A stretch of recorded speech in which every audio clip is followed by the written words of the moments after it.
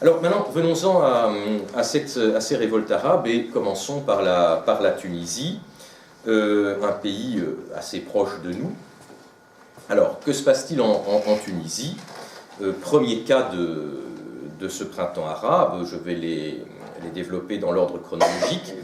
Un dictateur, Ben Ali, qui est au pouvoir depuis un certain temps, qui est relativement, vous le voyez, bon c'est un petit clin d'œil, vous m'excuserez, hein, j'aime bien provoquer, très bien accueilli par toutes les chancelleries occidentales. Vous avez ici une photo de George Bush, Jacques Chirac, Nicolas Sarkozy. Nicolas Sarkozy, lui, avait l'air vraiment de très bien s'entendre, hein, c'est pas seulement de la diplomatie. Et éclate donc ce qui n'est au départ pas du tout une révolution, qui est une révolte. Bon, vous connaissez le drame de Mohamed Bouazizi à Sidi Bouzid, une ville du centre de la Tunisie, très très pauvre, avec un taux de chômage écrasant et une population qui vit dans la misère. Oui, la principale industrie de la Tunisie, c'est le tourisme de masse, le tourisme bon marché. Et dites-vous bien que pour un séjour tout frais compris à 365 €, 8 jours à Djerba avec le charter, vous imaginez que les salaires du personnel doivent être particulièrement bas. Donc le tourisme occidental en Tunisie se fait au détriment d'une population qui est surexploitée. Alors cette population, à un certain moment, va éclater. Il y a un coup de colère. C'est un accident, ça arrive. Ce jeune homme qui a tout perdu, qui est pourtant diplômé, s'immole par le feu. Alors ce n'était pas le premier, mais on n'en avait pas parlé parce qu'il ne s'était rien passé. Ça n'a pas été le dernier, il y en a eu plusieurs dizaines d'autres cas par la suite. Mais lui, il déclenche une grosse émeute à Sidi Bouzid. Et puis cette émeute, ce coup de colère socio-économique, on n'est pas du tout dans une revendication politique pour la démocratie, hein, c'est pas du tout ça qui se passe. C'est un problème socio-économique et une révolte due à des difficultés socio-économiques de la population. Ce coup de colère, et c'est là que tout bascule pour la Tunisie, ce coup de colère est encadré à un certain moment par ces élites éduquées de la Tunisie. C'est quelque chose de spécifique à ce pays. Et on a des corporations, les avocats, les médecins, des professions libérales, mais aussi des syndicats, comme l'Union Générale des Travailleurs de Tunisie, l'UGTT, qui intervient aussi, qui va encadrer cette population en colère et qui va lui permettre de poursuivre son mouvement et de structurer politiquement ce mouvement pour que ce mouvement aboutisse à une véritable révolution, hein, et quitte son statut de simple révolte. Alors, qui sont à un certain moment les figures qui émergent en Tunisie et qui vont structurer ce mouvement? Eh bien, on a ici, donc pour vous, oui, pour moi aussi d'ailleurs, c'est à droite de l'image, vous avez Hama Amami, bon, que je connais très très bien, qui est le leader du Parti communiste de Tunisie, aujourd'hui appelé Parti des travailleurs de Tunisie. Communiste dans le monde arabe, ça ne fait pas toujours très bien, surtout dans des pays qui sont finalement, comme on l'a découvert, très très islamisés encore. Mansef Marzouki, l'actuel président tunisien, qui lui est en exil en France, quand ça éclate en Tunisie, se dépêche de rentrer. Il est à la tête du CPR, le Congrès pour la République, une formation donc de centre-gauche. Mustapha Ben Jaffar, qui est peut-être moins connu, qui va jouer un rôle moins important aussi, qui est à la tête d'État Katol, qui est une autre formation de centre-gauche en Tunisie. Et puis, bien sûr, Rachid Kranouchi, qui lui est le leader d'Ennahda, le mouvement islamiste, un peu apparenté, on peut dire, comparable en tout cas, mais très lié aussi aux frères musulmans égyptiens ou syriens. Face à ces seules structures qui sont prêtes à jouer un rôle politique, parce que la Tunisie c'est une dictature très ancienne, déjà Bourguiba avait installé une dictature personnelle avant Ben Ali, donc disons, le monde politique tunisien est très déstructuré, il n'y a plus rien d'organisé pour pouvoir créer une classe politique en Tunisie. Donc, face à ces seules formations qui, elles, existent, les deux partis de centre-gauche de Marzouki et de Ben Jaffar, ce sont des partis d'intellectuels. Les communistes, bien sûr, toujours bien organisés, et les islamistes qui le sont très bien également, et qui ont un grand avantage, notons-le tout de suite, qui ont des réseaux sociaux, des réseaux d'aide sociale à travers le pays, qui leur assurent une bonne base électorale quand on procède à des élections. Face à eux, le gouvernement de Ben Ali. Le gouvernement de Ben Ali qui a décidé, avec l'accord du gouvernement des États-Unis et du gouvernement français, de se débarrasser du chef, de l'envoyer en retraite en Arabie Saoudite, pour faire croire à la population, c'est aussi simple que ça, c'est la parade de Mohamed Ranouchi, le premier ministre de Ben Ali, donc à ne pas confondre avec Rachid Ranouchi, ils n'ont rien à voir, c'est pas la même famille, et Mebaza, Fouad Mebaza, qui est le chef du Parlement, le président de la Chambre de marionnettes qui fonctionnait sous Ben Ali. Alors, l'idée, c'est simplement d'utiliser la Constitution, de dire au peuple tunisien, voilà, vous avez gagné, la dictature c'est fini, on va nommer, comme le précise la Constitution, un président par intérim, qui est ici donc Fouad Mebaza, le président de la Chambre. Je reste Premier ministre avec mon gouvernement pour organiser la transition et de nouvelles élections qui seront bien sûr organisées par le ministère de l'Intérieur, c'est-à-dire par les bénalistes, par le Rassemblement constitutionnel pour la démocratie, vous voyez l'étiquette assez sympa pour une dictature, le parti de Ben Ali. Et on pense ainsi finalement faire tomber la tête, mais en quelque sorte abuser le peuple et faire en sorte que tout reste en place. Alors, ça ne marche pas du tout. Ça ne marche pas du tout parce qu'on a justement, contrairement à l'Égypte, vous voyez, l'Égypte va suivre un même processus jusque-là, et puis alors en Égypte ça va capoter, pas en Tunisie. Pas en Tunisie parce qu'on a justement ces avocats, notamment, qui vont jouer un rôle très très important, qui vont utiliser la Ligue des droits de l'homme tunisienne, qui avait été interdite mais qui renaît très vite de ses cendres, et qui vont dire non, non, non, il faut que la tête est tombée, mais le corps, vous vous souvenez de ces expressions certainement, le corps doit tomber aussi, il faut que tout change réellement en Tunisie. Et va se constituer en Tunisie, et ça pour moi c'est le véritable acte révolutionnaire à ce moment-là, va se constituer une haute instance pour la sauvegarde des acquis de la Révolution, ou des objectifs de la Révolution. Cette haute instance, elle se compose de briques et de brocs. Il y a des syndicats, des mouvements d'opposition, bon, les mouvements politiques dont on a parlé, dont Enarda et les mouvements de centre-gauche, le mouvement communiste également. On a des associations de coopératives agricoles, par exemple, des mouvements de jeunesse, des associations d'acteurs, des associations de professions libérales, tout un ensemble qui va constituer cette haute instance et qui, plus ou moins, représente quand même assez bien la société tunisienne et qui va d'autorité, et ça c'est un acte révolutionnaire, s'approprier le pouvoir politique en disant maintenant le gouvernement n'a plus aucun droit et sûrement pas celui d'organiser des élections.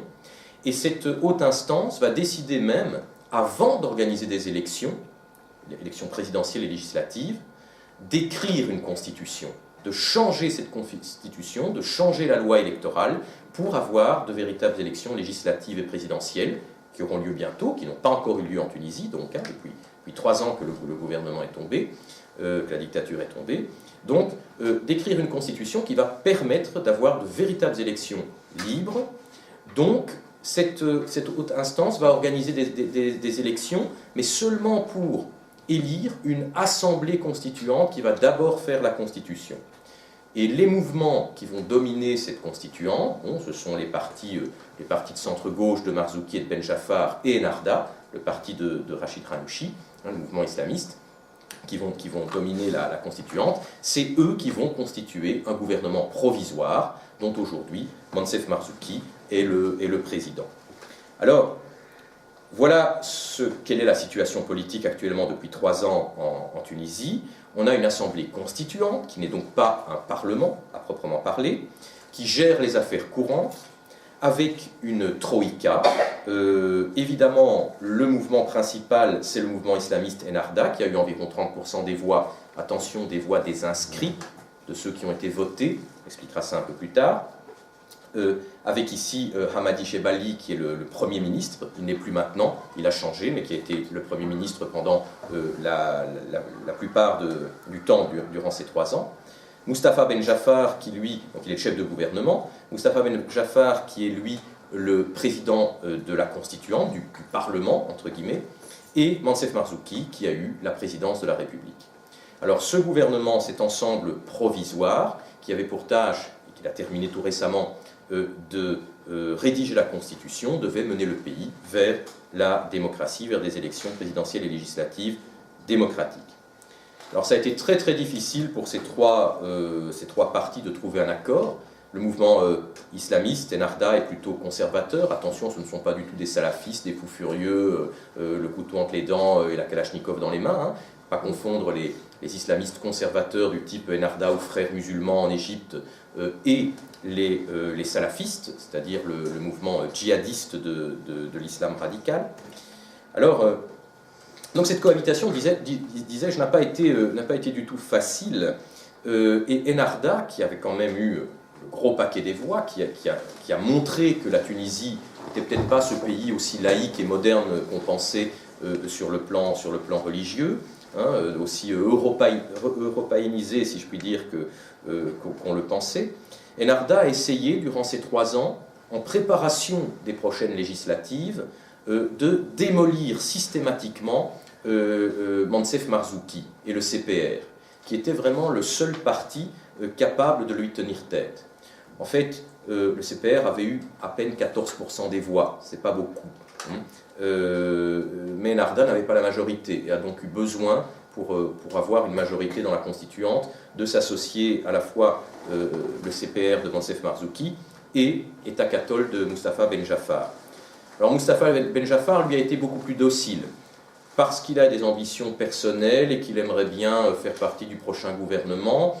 Il a préféré suivre gentiment Ennahda dans presque toutes ses décisions, ne pas s'y opposer, ce qui a amené d'ailleurs l'électorat de Ben Jaafar, des intellectuels de centre-gauche, à le lâcher progressivement. Et aujourd'hui, le résultat pour le parti État catholique, c'est qu'il n'a presque plus d'électorat. On en parlera tout de suite. Par contre, Marzouki, lui, a toujours tenu tête. Et ici, ce diapo-ci illustre une des affaires les plus éloquentes de cette rivalité entre Ennahda et le CPR de Marzouki. Ça a été l'affaire de Mahmoudi. Mahmoudi, qui était l'ancien premier ministre de Mouammar Kadhafi. Quand le gouvernement de Kadhafi est tombé en Libye, Libye voisine de la Tunisie, certains grands dirigeants se sont réfugiés en Tunisie, ont demandé l'asile politique. Ça a été le cas du Premier ministre Mahmoudi, que vous voyez ici au centre de la photo, accompagné par un policier. Alors cette photo a été prise au moment où le gouvernement tunisien a extradé Mahmoudi en Libye. Vous connaissez la situation en Libye, c'est le chaos complet. Ce sont les milices des tribus, différentes factions qui font la loi aujourd'hui. On enlève les ministres du gouvernement dans la rue pour les rançonner, hein, à Tripoli. Il y a des attentats réguliers, l'ambassade de France, il y a quelques temps le consulat des États-Unis à Benghazi. Le pays est en plein chaos, les islamistes sont présents partout, excités et financés par le Qatar d'ailleurs. Et Marzouki avait dit on ne va pas extrader, c'est totalement contraire aux droits de l'homme. Marzouki a été notamment à une certaine époque président de la commission de la Ligue des droits de l'homme tunisienne. On ne va pas extrader un homme, même s'il était le Premier ministre d'un régime dictatorial, dans un pays où on sait qu'il va être maltraité, qu'il risque d'être torturé. Et en tant que président, il avait apposé son veto à toute extradition de Mahmoudi. Alors, le Premier ministre d'Ennahda, Hamadi Jebali, un dimanche matin, a décidé très tôt de faire extrader en secret l'ancien Premier ministre libyen vers Tripoli. On ne sait pas quel a été le deal entre Ennahda et le nouveau gouvernement libyen, mais cette extradition a eu lieu. Et ensuite, il a envoyé une lettre par poste au président de la République pour l'informer de la décision, qui n'a donc pas eu le temps de poser son veto, qu'il avait pourtant dit être sur le point de poser au cas où le gouvernement décidait de l'extradition de ce personnage. Ça a été une gifle formidable pour Marzouki, qui a été considéré comme un guignol, hein, c'est le mot qui est utilisé en arabe, al-Tartour, par toute la presse tunisienne, par la rue, et qui a été considéré comme quelqu'un vraiment comme un jour sur le boulevard Bourguiba à Tunis, un Tunisien à qui je parlais m'a dit c'est un vrai mouchoir de poche notre président, on se mouche dedans puis on le jette. Voilà, donc Marzouki qui était le seul à pouvoir faire face à Ennahdha, avec tous ces coups, ça c'est un coup spectaculaire, mais il y en a eu d'autres, tous ces coups qui ont été menés par Ennahdha, à peu perdu de sa crédibilité. Voilà qu'a été l'ambiance en Tunisie au sein de la Troïka. Mais Ennahdha aussi a perdu du poil de la bête, a perdu de l'électorat. Parce que l'exercice du pouvoir, on pensait les islamistes, les mains propres, que tout allait bien se passer. L'exercice du pouvoir non seulement a déplu à beaucoup de gens, parce que plutôt que de prendre des mesures socio-économiques urgentes, Ennahdha s'est surtout concentré sur des questions liées à sa vocation conservatrice en matière d'islamisme, favoriser le port du voile, interdire les restaurants de servir durant le ramadan de la nourriture.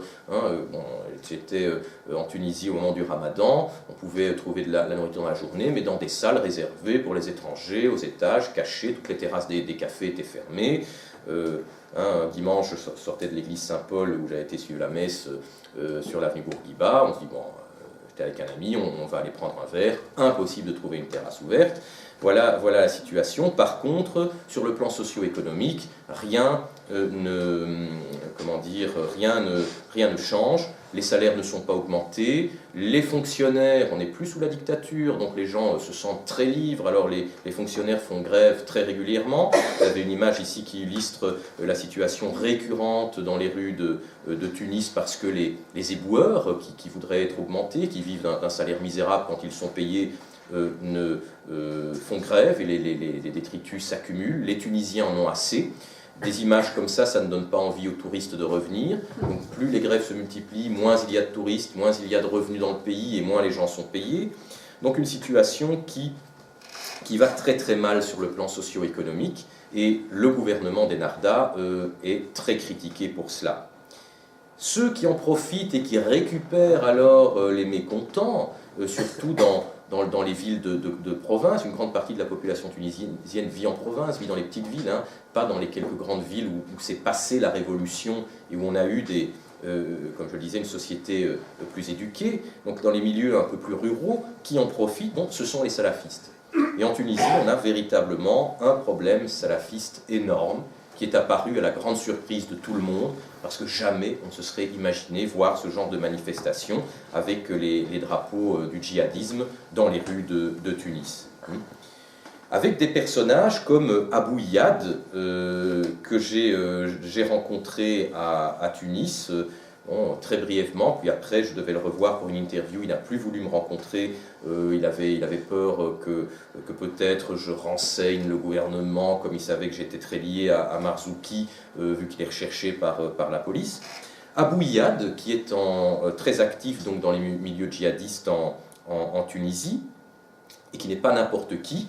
Alors Abou Iyad, c'est le fondateur d'une structure qui s'appelle le GCTA, le groupe combattant des Tunisiens en Afghanistan, donc qui s'est battu en Bosnie aussi durant la guerre de Yougoslavie, et qui est de retour maintenant avec ces militants donc, extrêmement durs qui ont été formés dans les camps d'Al-Qaïda en Afghanistan.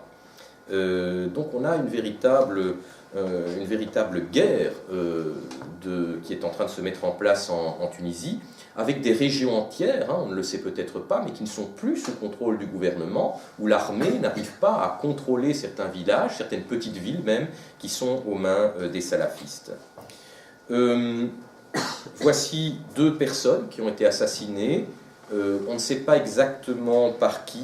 Ennahdha et le gouvernement, de manière générale, accusent les salafistes. Ce n'est peut-être pas le cas. Il s'agit de Mohamed Brahmi à gauche et à droite de Chokri Belaïd. Vous en avez sûrement beaucoup entendu parler. 2 députés de la Constituante qui ont été assassinés. Donc les assassinats politiques, c'est une réalité de la Tunisie aujourd'hui aussi. On n'y aurait jamais pensé. Autre événement qui a beaucoup marqué et qui se répète, c'est la mort de ces militaires qui ont été égorgés, certains même décapités, par les salafistes, hein, dans un massif montagneux, le mont Chambi, qui se trouve donc au centre de la Tunisie aussi, voisin de l'Algérie. Donc les djihadistes tunisiens en fait se procurent en armes très facilement, soit par le Sahara, soit par l'Algérie, soit encore mieux par la Libye. J'avais mené une petite enquête avec des amis de la Médina de Tunis. On peut s'acheter pour 3 fois rien, hein, une vingtaine d'euros, une Kalachnikov au marché noir à Tunis. Hein. Donc les armes circulent en provenance de Libye, où les arsenaux de Kadhafi ont été pillés par toutes ces tribus qui se sont soulevées contre le régime et qui aujourd'hui font un commerce très lucratif. Au Mali, je n'aurai pas l'occasion ce soir de parler du Mali pour ne pas être trop long, mais au Mali, Ansar ad-Din notamment a été soutenu par des Touaregs qui avaient travaillé pour Kadhafi, qui sont revenus au Mali après la chute du régime, et avec eux, pick-up, lance-missiles, lance-roquettes et tout le matériel nécessaire. Au Mali, la guerre n'est pas finie. On n'en parle plus du tout. Le président Hollande a fait faire les grands titres sur sa victoire, mais des groupes djihadistes très actifs sont toujours prêts à l'action. Alors, le résultat, c'est ceci.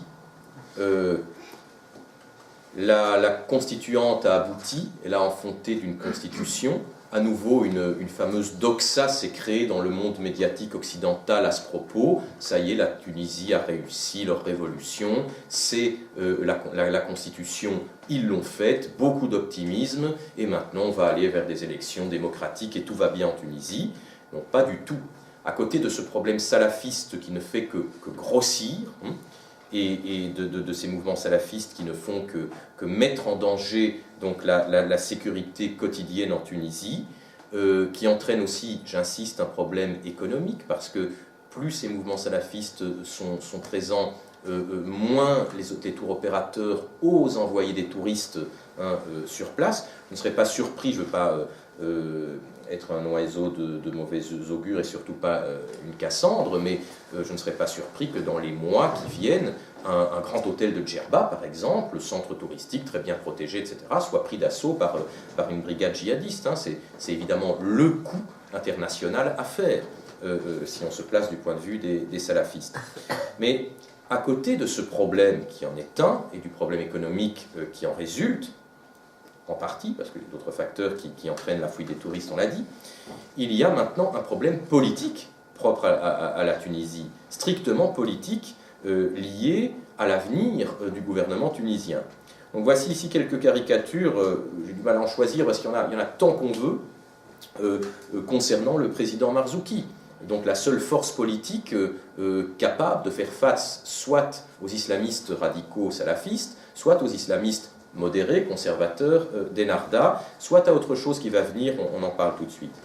Donc voilà, le président Marzouki est relativement pris à partie par des membres de son propre cabinet qui sont, j'en ai rencontré, qui sont infiltrés par Ennahda, hein, qui est infiltré, pardon, son cabinet est infiltré par Ennahda, des gens qui répandent le bruit que par exemple le président est ivre toute la journée, que la nuit il sort à la Goulette, l'endroit festif de Tunis, pour voir les filles, que c'est un colérique qui se fâche avec tout le monde.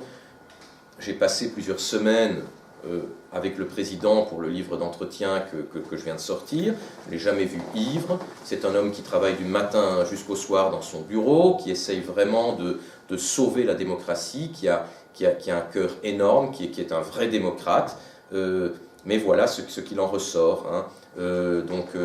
La Tartour Love Story, c'est-à-dire le guignol, l'histoire d'amour du guignol. Marzouki, président de la première république bananière de Tunisie. Voilà, mon rôle c'est de vous amuser jusqu'au califat, c'est-à-dire jusqu'à ce que les islamistes aient pris tout le pouvoir. Et alors Marzouki a sorti un bouquin de mémoire assez récemment aux éditions La Découverte. Et voilà ce qu'on peut trouver sur le net aussi. Mansef Marzouki, l'invention du tartourisme, hein, donc on va traduire ça du guignolisme chez nous. Les leçons de l'inexpérience marzoukienne chez La Mauvaise Découverte. Bon, voilà la réputation qu'il a. Et quand on parle avec les chauffeurs de taxi, dans les rues de Tunis, avec les gens, Une des choses que je fais souvent, c'est m'asseoir, dans le monde arabe, ça se fait très facilement, avec des gens, un café, etc., parler avec la population. Il est systématiquement considéré comme quelqu'un qui est totalement incapable en politique. Au mieux, on dit oui, c'est un grand médecin, c'est un grand droit de l'hommien, c'est quelqu'un qui certainement avait beaucoup de bonnes intentions, mais qui n'était pas du tout fait pour la politique. Alors, la soumission de Ben Jaafar, voilà une caricature assez éloquente aussi, je vous le disais, à Ennahda, a fait, vous voyez que son électorat s'est véritablement enfoui, donc lui ne pèsera plus rien électoralement dans les prochaines élections.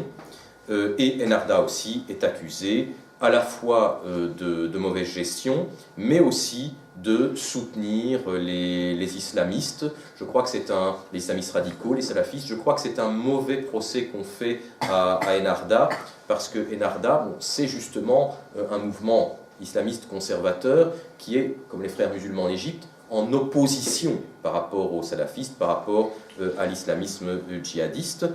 Mais bon, c'est l'idée en tout cas que se font les Tunisiens également de la chose. Ici vous voyez une caricature de Rachid Ranouchi, le chef de file d'Ennahda, derrière un islamiste, un salafiste, un gouvernement de technocrates et pourquoi pas de démocrates tant qu'ils y sont.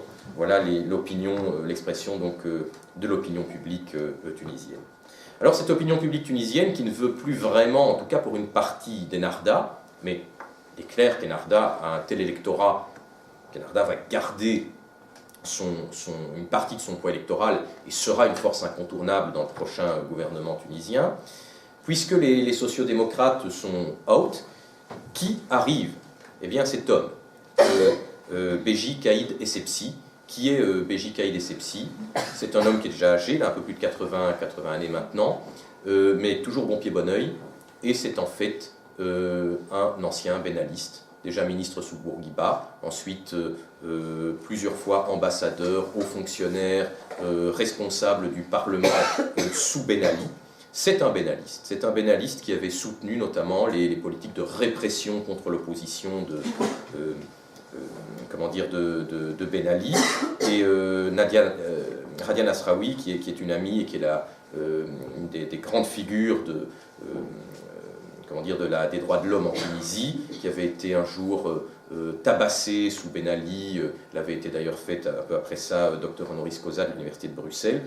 Radia Nasraoui m'a dit, mais ce type je le connais bien, c'est un véritable fasciste. Pendant la dictature, il allait voir les opposants politiques en prison et il saupoudrait, elle a toujours un gros cigare, me disait-elle, et il saupoudrait sur leur tête ses cendres en disant vous allez bientôt mourir, vous n'en avez plus pour longtemps. Donc voilà le type qui est devenu le challenger de Ennahda pour le futur gouvernement tunisien. Son nom apparaît de plus en plus. Quand on parle avec les Tunisiens nous disent mais c'était mieux avant. Oui, ils n'ont pas tourné la page encore de l'homme fort. Il nous faut un homme fort, un vrai président qui va remettre les fonctionnaires au pas, qui va remettre les éboueurs au travail, qui va nous ramener le tourisme parce qu'économiquement ça ne va plus du tout. Et lui, c'est l'homme de la situation. Donc, d'après ce que j'entends dans la rue, d'après les sondages, d'après ces apparitions de plus en plus larges et fréquentes à la télévision, c'est l'homme de la Tunisie de demain. Et cet homme, il s'entend, bénaliste bien connu, il s'entend déjà avec Rachid Ranouchi. Caïd Essebsi dit que non, qu'il ne s'associera pas avec les islamistes, mais de sources très sûres, il a déjà des contacts intenses pour former le futur gouvernement avec les islamistes. Tout ça sur fond de salafisme, la Tunisie, du triomphe au naufrage, puisque le gouvernement prochain sera probablement le retour des anciens bénalistes, du système mafieux économique du bénalisme qui est représenté par Caïd Essebsi et tous ses amis, qui sont toujours là, qui attendent le retour au pouvoir, et d'autre part le conservatisme islamiste d'Ennahda, avec ce problème salafiste, djihadiste en toile de fond, qu'il faudra prendre en considération. J'ai été un peu long sur la Tunisie, je vous rassure, ça ira plus vite maintenant, mais le cas tunisien était très intéressant et il était très utile de le détailler davantage, parce qu'on a un véritable processus révolutionnaire qui s'effiloche et qui s'effondre. C'est quelque chose qui était intéressant de développer. L'Égypte maintenant, pays très, très touristique, très connu aussi, auquel s'intéresse l'Occident. La Syrie, le Yémen, c'est peut-être un peu moins vrai, mais que les gens connaissent. Le dictateur en Égypte, vous le connaissiez, c'était le président Hosni Moubarak. Hosni Moubarak, lui aussi, qui avait depuis très longtemps de très bonnes relations avec un peu tout le monde, qui était d'ailleurs considéré, pas comme un dictateur, mais comme quelqu'un de très responsable pour l'Égypte, État pivot du monde arabe. Alors là aussi, une révolte. Une révolte qui est également partie d'un coup de colère. L'exemple de la Tunisie a fait exploser une marmite sous pression qui était vraiment sous pression depuis très longtemps. Il fallait qu'un déclencheur ait lieu. Le déclencheur, c'est clairement ce qui s'est passé en Tunisie. Et cette révolte, il fallait être sur la place Tahrir, au Caire, là où tout se passait, quand ça a eu lieu. C'était véritablement les miséreux. Ce n'étaient pas des intellectuels qui étaient là, c'était véritablement les miséreux des banlieues de Tunis, les safteux, les gens dont les gamins, il faut les voir, les banlieues de Tunis, comment ça se passe, courent nu-pieds dans la boue et les détritus, qui sont venus dire leur ras-le-bol, qui sont venus dire leur faim, leur besoin de manger, tout simplement, et d'avoir une vie un peu plus décente. Mais la presse n'a pas tellement été intéressée par ces miséreux qui parlent des dialectes arabes qu'on ne comprend pas. Ils ont préféré cette jeunesse Facebook, cette jeunesse qui était très minoritaire finalement sur la place Tahrir, mais qu'on a vu dans tous les médias et on a eu l'impression qu'elle était écrasante parce que eux parlaient un peu français ou parlaient mieux maintenant l'anglais. Et donc on pouvait les interviewer, les journalistes qui bien souvent ne connaissent pas l'arabe, et d'ailleurs je le confesse, c'est mon cas, je m'exprime très mal en arabe, donc avaient beaucoup de facilité pour pouvoir ramener des reportages, quelques bonnes scènes, ces jeunes qui présentaient bien, qui parlaient bien, et on a eu ce genre d'image. Alors j'en connais, ma famille a des amis en Égypte depuis un certain temps, ce sont mes amis aussi, donc je les connais ces jeunes, mais c'est tout à fait minoritaire sur la place Tahrir, et cette révolution Facebook n'avait rien d'une révolution Facebook. Non, ceux qui ont compris à un certain moment que le moment était venu pour eux de prendre les choses en main, c'était les frères musulmans. Vous avez ici le leader des frères musulmans, Mohamed Morsi. On viendra à ce personnage dans un instant. Ceux qui étaient là un peu tapis dans l'ombre, qui au début ne savaient pas très bien quoi faire, parce que est-ce que ça va marcher, est-ce que ça va pas marcher, est-ce que ça aura un lendemain. Bon, quand ils ont vu quand même que ça prenait corps, cette révolution, les frères musulmans, c'est un peu l'équivalent des Narda pour l'Égypte, qui avaient jusque-là dit, bon, restons en dehors de tout ça parce que ça risque de disparaître, qui avaient donné l'ordre d'ailleurs à leurs troupes, à leurs membres, très très nombreux en Égypte, à nouveau à travers ces réseaux d'aide sociale, présents dans toutes les régions pauvres du pays et de la capitale. Ils avaient dit restez chez vous parce que bon, on ne va pas se mêler de ça pour le moment. Ils ont compris que ça marchait, ils sont descendus dans la rue. Et là, fini les petits jeunes de la place Tahrir, terminé les étudiants et les Facebookers, et plus personne. Ces gens-là, ils ont été balayés par la vague des frères musulmans. Et les frères musulmans, qui étaient la seule structure politique capable de s'imposer lors d'élections, se sont tout de suite mis d'accord avec l'armée. On dit voilà, l'armée garde son autonomie, vous continuerez à recevoir vos budgets des États-Unis, plusieurs milliards de dollars annuels que le gouvernement de Washington donnait à l'armée égyptienne. Vous gérerez ça indépendamment du pouvoir exécutif, le deal il est là, mais vous ne vous opposez pas à ce que notre formation politique assure le pouvoir. Et vous avez ici le maréchal Tantawi, qui était donc le vieil ami de Moubarak. Donc on a dit voilà, Moubarak c'est fini, il s'en va, un peu le même principe qu'en Tunisie.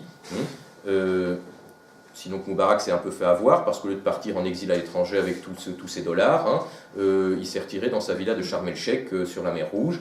Et là, à un moment, l'armée a décidé de le sacrifier pour donner un bouc émissaire au peuple. Il a été arrêté, jugé et se retrouve maintenant en prison.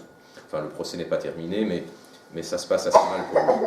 Et donc on a eu un deal très clair, un accord entre les frères musulmans et l'armée. Chacun se regardant un peu en chien de faïence, mais chacun sachant qu'il pouvait difficilement vaincre l'autre sur un terrain en tout cas plus ou moins démocratique. Et il y a eu un accord qui a été passé, très très vite, là on n'a pas pris 3 ans pour établir une constitution, les frères musulmans et les militaires ensemble ont négocié une nouvelle constitution qui en 2 semaines a été mise couchée sur papier, qui donnait énormément de pouvoir aux militaires d'un côté et au chef de l'exécutif, au président de l'autre. Et on a tout de suite servi ça aux Égyptiens, hein, le 19 mars déjà, donc 6 semaines après la révolte.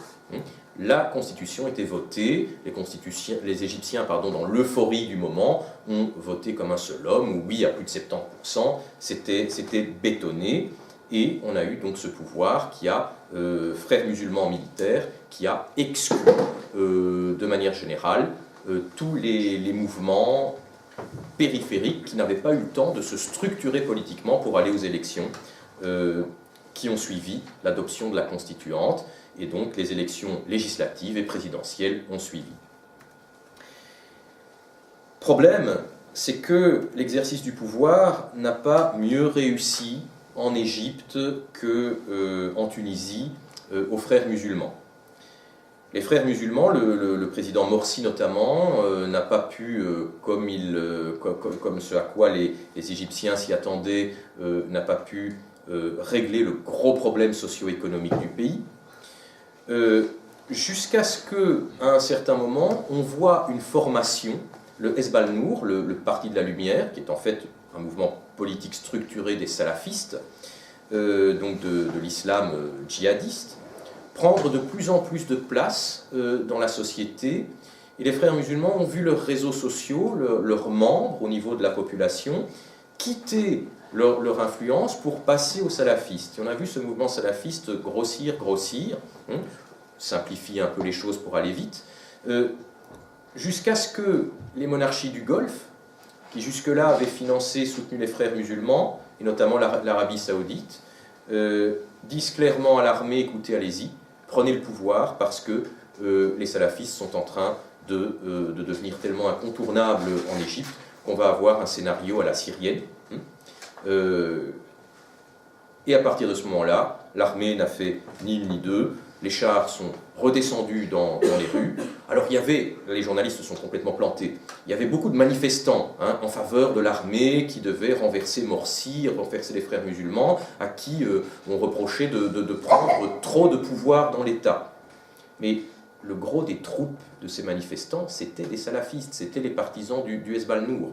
C'était sûrement pas les milliers de manifestants des frères musulmans, qui eux au contraire organisent de contre-manifestations qui étaient réprimées par l'armée. Et aujourd'hui, les salafistes se sont fait avoir eux aussi dans l'histoire parce que le chef de l'armée, voilà le nouvel homme fort de l'Égypte, le général al-Sisi, a décidé non seulement de rester le chef de l'armée, mais également de devenir président. Et il va organiser des élections très très vite. Les frères musulmans, la seule force vraiment capable de s'opposer à lui, est considérée comme maintenant clandestine, comme illégale. Donc il est quasiment sûr de suivre la tradition égyptienne. Gamal Abdel Nasser, qui avait pris le pouvoir en 1954-56, ensuite Anwar al-Sadat, et ensuite Hosni Moubarak, qui viennent tous de l'armée, et puis Louis maintenant. Bon, on a l'impression finalement qu'en Égypte, on rejoue les vieux mélos en noir et blanc des années 50, que repasse d'ailleurs régulièrement la télévision égyptienne. Résultat, mais immédiatement, attentat, déjà en septembre, juste un peu après le coup d'État militaire, en septembre dernier, il y a eu le 6 décembre, cet attentat au Caire, qui a visé la voiture du ministre de l'Intérieur, qui était un général de l'armée. Bon, il s'en est sorti, rassuré pour lui, mais les attentats, depuis lors, se multiplient dans plusieurs grandes villes d'Égypte. Et pourquoi ? Parce que les frères musulmans, manifestement, sont entrés en résistance et ont repris leurs habitudes des années 80 et surtout des années 90. Vous vous souvenez bien que dans les années 90-90, il y avait eu une série d'attentats contre les Occidentaux, contre les touristes, notamment sur le site d'Er El Bahari, le site donc, du temple de la reine Hatshepsut, hein, où plusieurs touristes avaient été mitraillés par les frères musulmans. Je crois qu'il fallait s'y attendre, et donc finalement en Égypte, la situation est en statu quo, avec à nouveau une dictature militaire au pouvoir. Le naufrage aussi pour l'Égypte et pour la Libye maintenant. Alors en Libye, pays un petit peu particulier, la Libye, le dictateur, le leader, c'est Mouammar Kadhafi. Bon, personnage spectaculaire par ses costumes, personnage spectaculaire par son mode de vie qui est peut-être un peu moins sympathique que ne l'étaient ses costumes, mais personnage très apprécié aussi, bon, de l'Occident. Depuis qu'il avait renoncé au terrorisme, tout le monde le trouvait très sympathique. Il est vrai que la France s'approvisionnait à raison de 15% de ses arrivages de pétrole en Libye. Bon, Berlusconi en Italie n'a jamais beaucoup de scrupules à s'acoquiner avec qui lui apportait ce dont il avait besoin. Donc voilà le personnage. Il pensait d'ailleurs, je crois très sincèrement, que l'affaire était réglée, qu'il était aimé d'un peu tout le monde et qu'il n'aurait pas trop de problèmes. Mais derrière ces côtés, je ne veux pas défendre Kadhafi, mais il faut être juste, et l'histoire, c'est l'histoire. Donc derrière ces côtés fantasques, sa vie sexuelle particulièrement malsaine, et bon, on a découvert des choses très dérangeantes sur sa personnalité. Pour son pays, derrière tout l'argent évidemment qu'il s'appropriait, pour son pays, Kadhafi a quand même fait beaucoup de choses.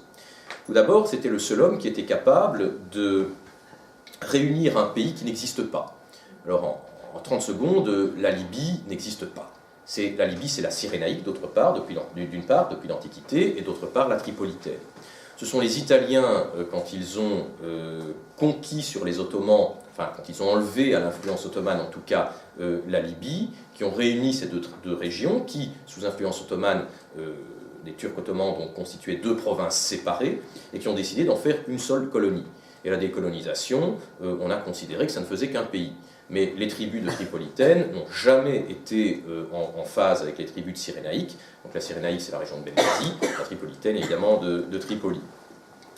Alors, toutes ces tribus déjà divisées entre ces deux régions et qui connaissaient en outre de nombreuses divisions internes, il fallait arriver par des jeux d'alliance, des jeux de je te donne ceci, mais à toi je te donne cela, il fallait arriver à les maintenir ensemble. C'est ce à quoi arrivait très bien Mouammar Kadhafi. D'autre part, au niveau économique, il apportait énormément à son peuple aussi.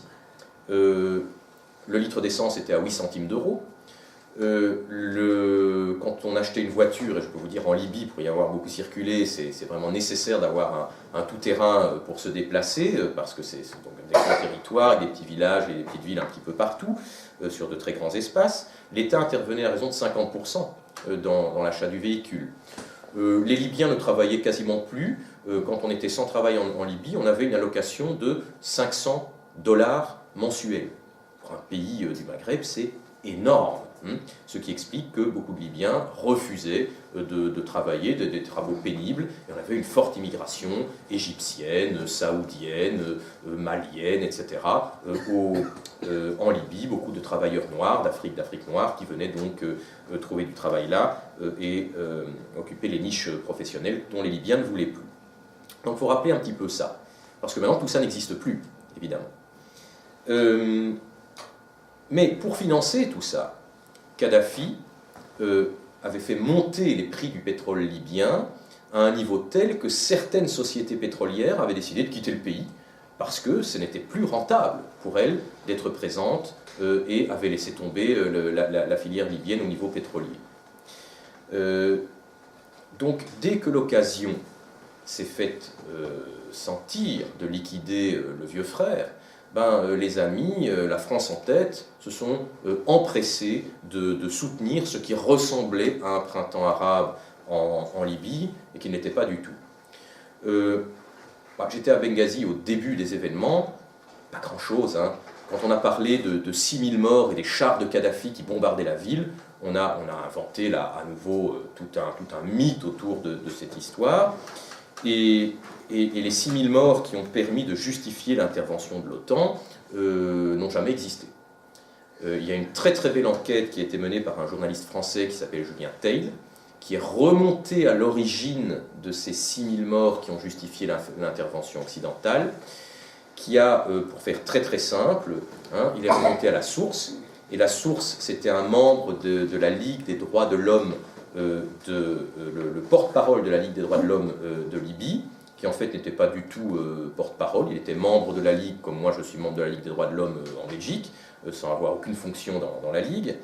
Et en fait, quand on lui a demandé, ça a été filmé, ça fait un très beau documentaire, mais qui curieusement n'a pas été beaucoup diffusé. Quand on lui a demandé, mais cette information, vous qui avez témoigné à l'ONU comme représentant de la Ligue des droits de l'homme libyenne, où l'avez-vous trouvée? D'où viennent vos chiffres? Il a dit, ah mais c'est le Conseil national de transition qui m'a dit ça. Qui c'est le Conseil national de transition? C'est ce pseudo-gouvernement qui a été soutenu par Paris dès le départ, un petit groupe d'opposants à Kadhafi, et qui ne représentait que lui-même, et qui a donc lancé cette information des 6000 morts, qu'Alain Juppé a utilisé devant le Conseil de sécurité de l'ONU pour arracher la résolution 1973 et obtenir donc l'autorisation d'intervenir en Libye. Aujourd'hui, bon, ben, voilà, on le sait, il n'y a pas eu 6000 morts, Kadhafi ne massacrait pas son peuple, Benghazi n'était pas une ville complètement détruite par les chars de Kadhafi, tout ça n'était qu'un bobard. Oui, parce qu'en fait, ceux qui se sont soulevés, c'est surtout à l'est du pays, ceux qui se soulevaient contre Tripoli, contre Kadhafi, qui était plutôt soutenu, lui, par l'ouest, par les Tripolitains, et notamment par les habitants de Sirte, qui était son fief. Surtout en Cyrénaïque qu'on s'est soulevé, et c'était en fait des chefs de tribus qui ont profité de la situation.